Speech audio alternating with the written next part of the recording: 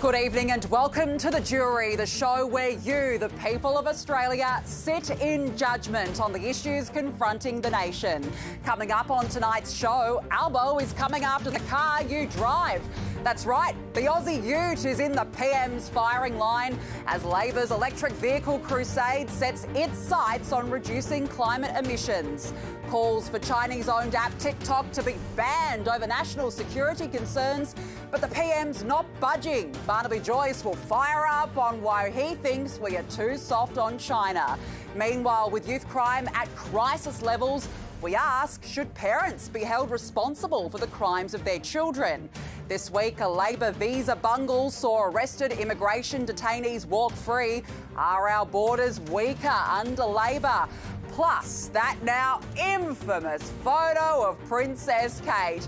There they are, this week's jury, ready to weigh up the arguments and deliver their verdict. Before they do, we'll hear from expert witnesses and some of your favourite Sky News contributors. The courtroom is now in session. Let's get into it. Sky News Australia presents The Jury with Danica DeGiorgio.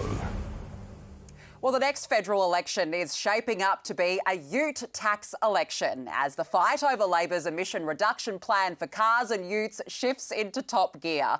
Manufacturers will face fines unless they lower the carbon intensity of their fleets by more than 60% by the end of the decade. It's been touted as Labor's great climate change market intervention, though the PM insists petrol cars are not being banned. The Federal Chamber of Automotive Industries warns the proposed emissions standard will push up the price of popular models like the Ford Raptor by $6,000 and some other models by $25,000.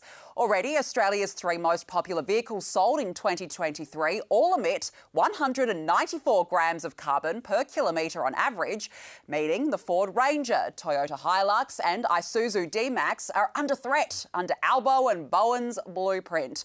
Our first question for the jury: is the government trying to kill off utes?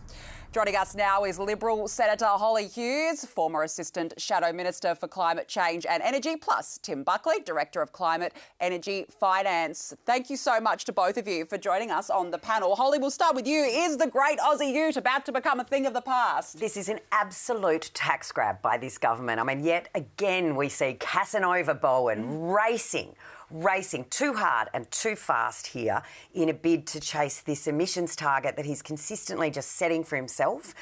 It's 6 years that we're looking till they want this 60% standard to be put into place. It is going to push up the cost.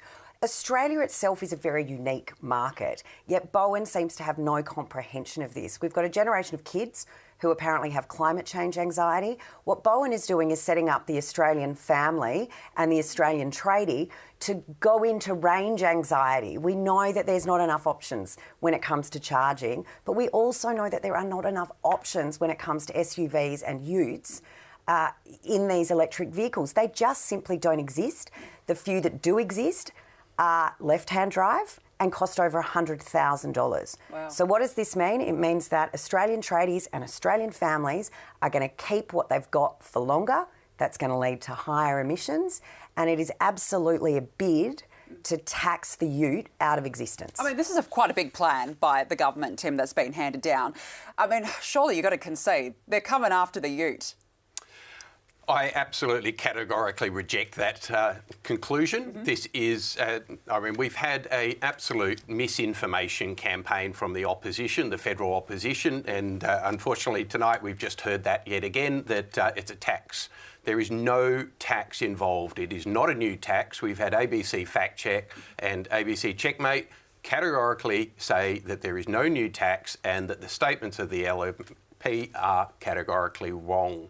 There are a number of reasons why this is very, very sensible strategy to drag Australia into the current century. Mm-hmm. Our emissions standards are some of the worst in the world. India, China, Europe, America all have emission standards. It's about time Australia joined the rest, 85% of the rest of the world, and actually have some standards, some emissions controls on our vehicles.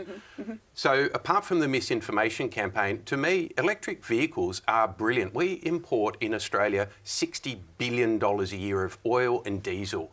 That is a massive energy security risk for our country. It's a massive economic headwind for our economy. And so to me, I'd much rather use domestic, cheap and clean energy to fuel our vehicles. Does he raise a good point here that we risk being left behind if we don't go down this pathway, Holly? Absolutely not. And I mean, it's good to see, Tim, you reading the Labor talking points on this fuel efficiency standard. The Coalition's actually not opposed to a fuel efficiency standard. We are opposed to what Bowen is trying to introduce because, again, it's too fast, it's too hard, and we don't have the infrastructure. 85% of the world already has standards. We're the laggard. Not this harsh. We're not and 4,000 dealers in the US, over 50 states, have just written to Biden and said, you've got to put the handbrake on this. We are not those markets. China emits 29% of the world emissions. We emit 1%. Of our emissions, transport is 19%, cars are 45%. It is a minuscule amount of our emissions on the global stage, yet we are going to be punished. We have a completely different environment to any of those countries that we're being compared to in the distances that we drive and the way that the Australian economy operates. Greater fuel efficiency standards will benefit that this is a cost of living measure. It is going to cost Australians more.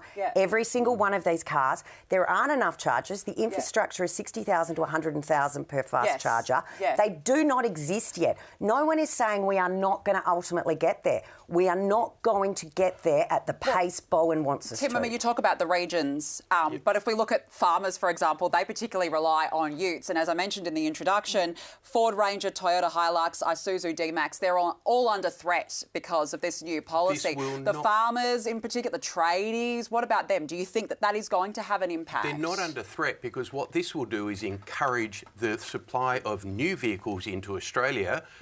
All of those vehicles will still be available and it'll be about increasing the range, the alternative choices that consumers have. I mean, basic economics tells you that's wrong. We are 1% of the global car market. We are a right-hand market. We are a small market.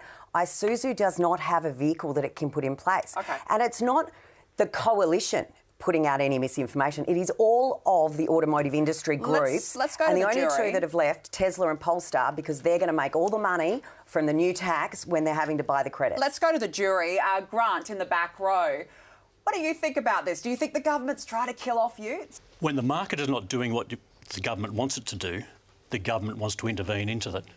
So where you have millions of decisions made by consumers every day to suit their individual circumstance, and then you defer that to a handful of bureaucrats making decisions on behalf of millions of people, you don't get the consumer choice, you don't get the needs met by the people who within that market.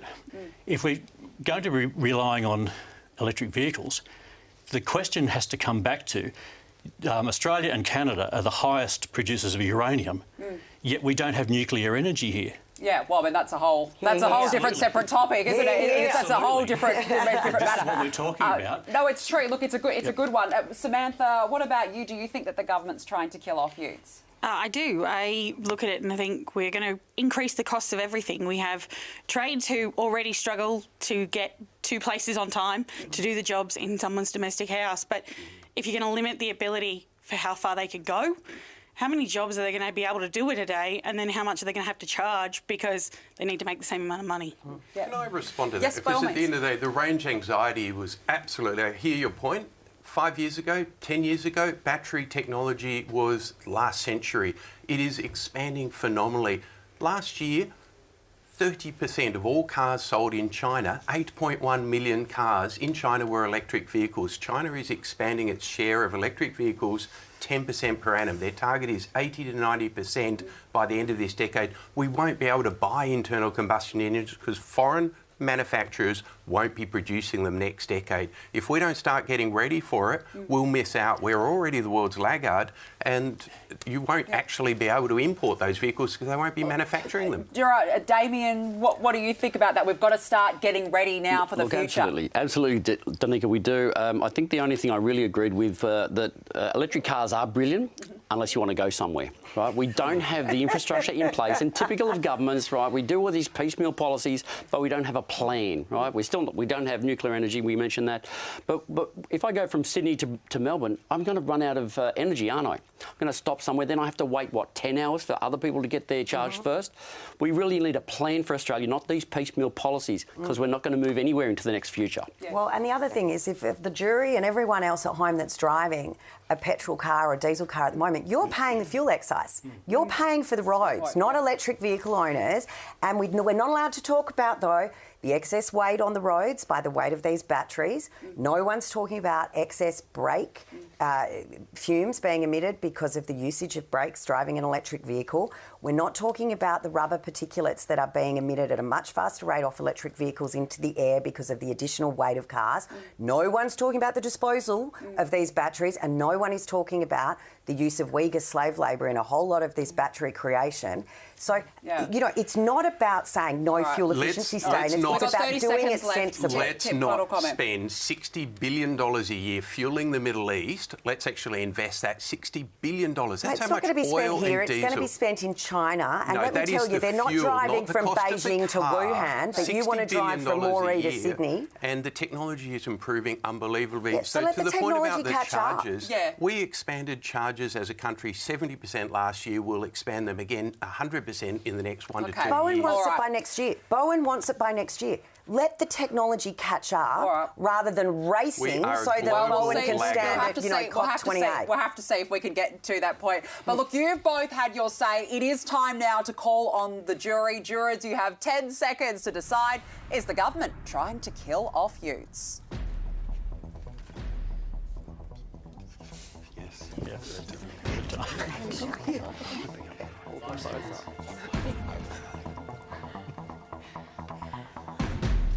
Jury members, what have you decided? Yes, a majority verdict. You all believe that, yes, the government is indeed trying to kill off youths. Hugo, why yes? Oh, well, look, I think this is another classic example of the Labor government not listening to the majority of Australians. You've got the most popular vehicles in Australia are non-electric, and they're going to make it more difficult for people to buy these vehicles and to sustain the cost of these vehicles in the middle of a cost of living crisis. This is going to hurt them in the next election. Annalise, you were nodding your head there. Why do you think? Yes, policy that is not set with principle is a very poor choice, and 75% of all the lithium-ion batteries which make these EVs is actually produced in China, so we'll be actually stimulating China and strengthening them. Which is something that Holly mentioned before. Eloise, why do you think that the government is trying to kill off youths? Yeah, I just think we should do things incrementally, and I feel like this is going too hard, too fast, and it's going to hurt people. Yeah, what do you think about that, Tim, that we are rushing in a direction that perhaps we're not quite ready for yet as a country? India's already got emission standards, Europe's got them, America's got them, China's got them, Japan's got them. We are not going too fast. We're actually a global laggard. OK. All right. Well, look, I mean, it's a fascinating debate. Tim Buckley, Holly Hughes, great to have you both on the panel. Thank you so much for joining us this evening. Well, let's move on now, because the PM is being urged to ban the Chinese Communist Party-linked app TikTok after the US House of Representatives passed a bill that may lead to a nationwide ban in the States. But as so often is the case when it comes to China, Albo's not taking a hard line. He's all but ruled out banning it here. This week, China indicated it would drop tariffs on Australian wine.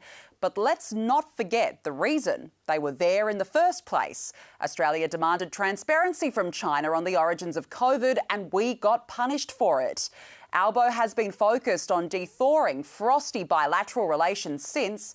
The reality is being tough on China doesn't suit Labor economically or politically. The ALP thinks it won the last election based in part on winning Chinese-dominated seats. They took a softer position than the coalition on the threat of China.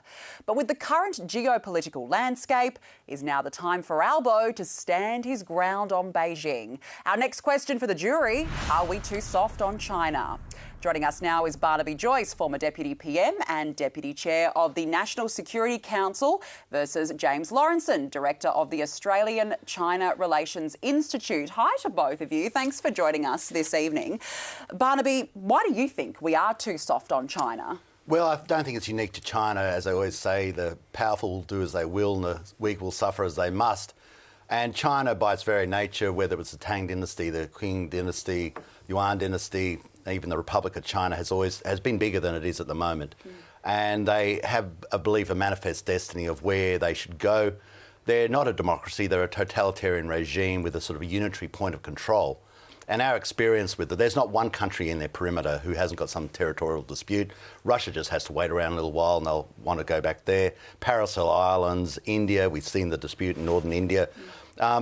Philippine vessels were recently rammed by China, and that has to call into question whether the 1951 agreement with the United States of basically support for the Philippines will be brought into play. We just have to realise that when we go to the start of what I said, the powerful will do as they will and the weak will suffer as they must, that we have to become as powerful as possible, as quickly as possible. And we need a sense of self-dignity to be able to stand behind that. And what we're doing to this nation at the moment, I mean, the China's been clapping all the way all the way to the Forbidden Palace with this, destroying our our electricity capacity, putting all these caveats on us.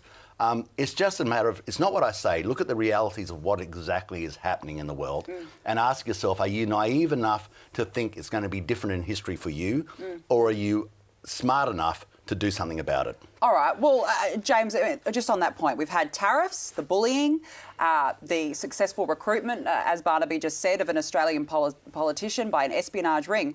Why don't you think we need to take a tougher stance on China? Yeah, all those examples, right? China tried to hit us with trade to punish our economy, right? They tried to infiltrate us with spies. Did they succeed? No, they failed, right? When they hit our wine, that caused a bit of pain. When they hit our barley, our coal, our copper, our cotton, our producers shrug their shoulders. Why? Because they sell them to global markets, overnight, low cost, bang. It actually hurt China more than it hurt us. Worried about spies? Great. We put in place foreign interference laws. That's exactly what we did. And 2 weeks ago, we got our first conviction, right? So this idea that, look, Danica, I'm not trying to pretend that China's this lovely, cuddly place that we should, snuggle up to, right? But the point is, we're not defenceless, right? And I think that's the bigger point to make. I'm not arguing that we're too hard on China and that, we've got to be a bit softer and a bit more gentle because we don't want to make Beijing angry or sad. I'm just saying, are we too soft? No, absolutely not. Look, 2021, we were all worried about the Chinese military, so we struck the AUKUS agreement, right? That under the Morrison government, right? Working with the United States and the UK. Beijing was bloody unhappy. We did it anyway. What's the Albanese government done? He's doubled down on the AUKUS agreement, right? So the point is we can defend ourselves. There's some things that some Australians would like the Australian government to do that we haven't done, right? One example there is some people would like the Australian government to cancel the lease that a Chinese company holds to operate the port of Darwin. Let's be clear, Abbott didn't tear it up, Morrison didn't tear it up, Albanese didn't tear it up, and the reason they didn't tear it up wasn't because we're scared of China.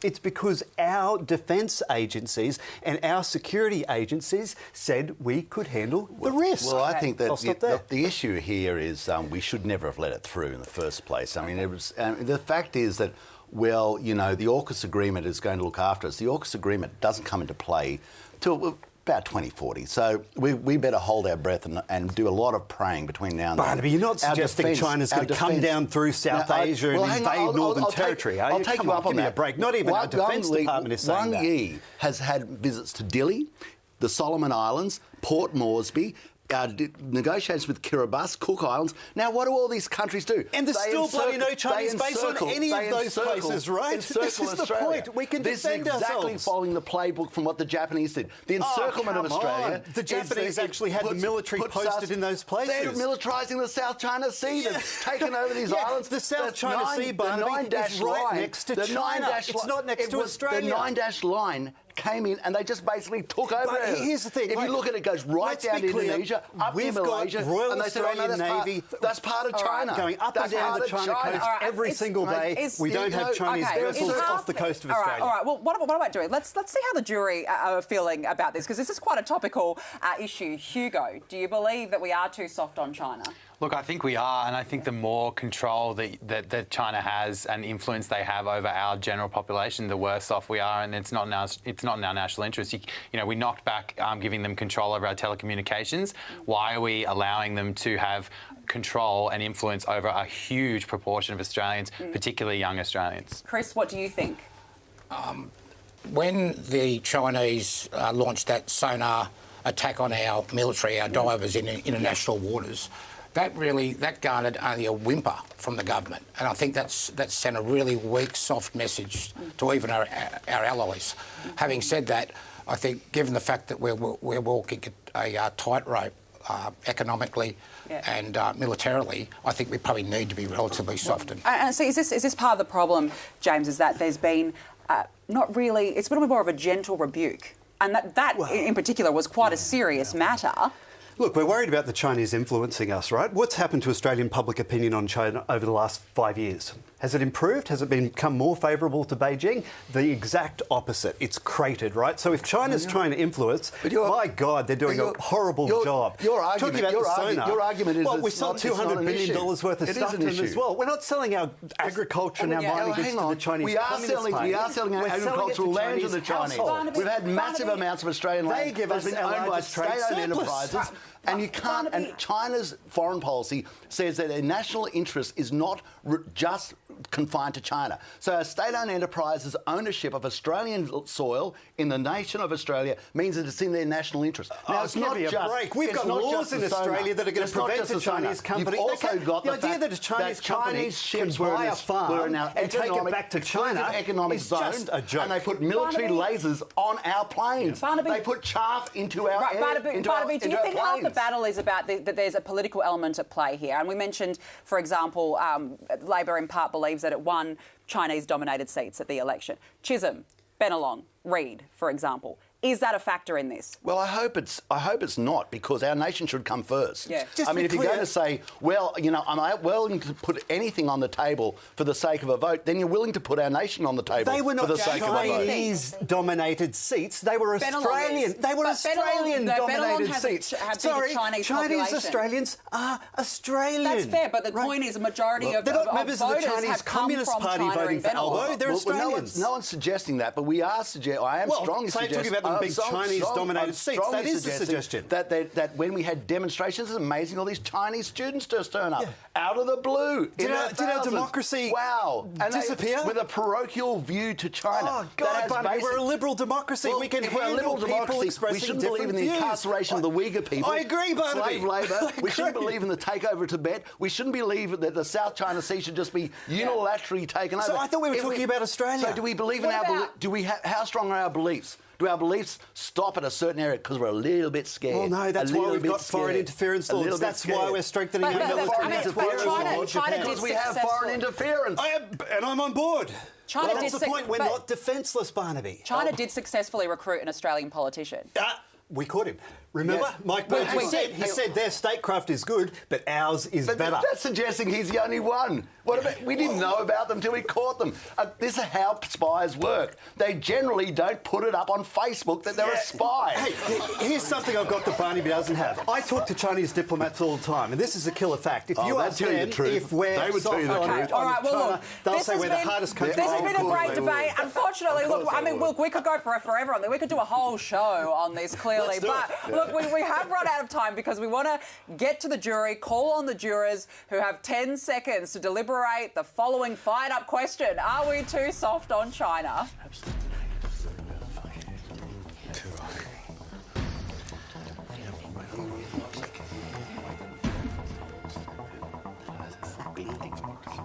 All right, time is up. What is the jury's verdict? OK, all of you say yes. The majority vote yes, we are too soft, except for two of you. Rob, in the front, you say no. Why? No, in a very tentative way, because we are very assertive in certain areas. I believe our current Foreign Minister, Penny Wong, is doing a fantastic job. Our current policies in some of our neighbouring regions have really increased. We're putting a lot of boots on ground, not soldiers, but a lot of DFAT personnel on ground in our neighbouring islands to keep an eye on China. There's an old saying, keep your friends close and your enemies closer. We are certainly soft on perhaps some aspects of our Chinese relationships. Having another juror say that we do have our big trade, they're one of our biggest, if not the biggest trading partner. That's a good point. So if we upset them too much, well then they can do various things. And Elisa, I saw you shaking your head at Rob's comment there, you don't agree? I'm glad Barnaby has come today because the commitment from China to infiltrate Australia has been around for a long time. This is not new. What we're seeing is just the latest iteration of it. that gets a few headlines. We certainly don't have leadership from our Prime Minister at the moment at all, and our very own marine divers got very hurt, and that was just nowhere. That was appalling.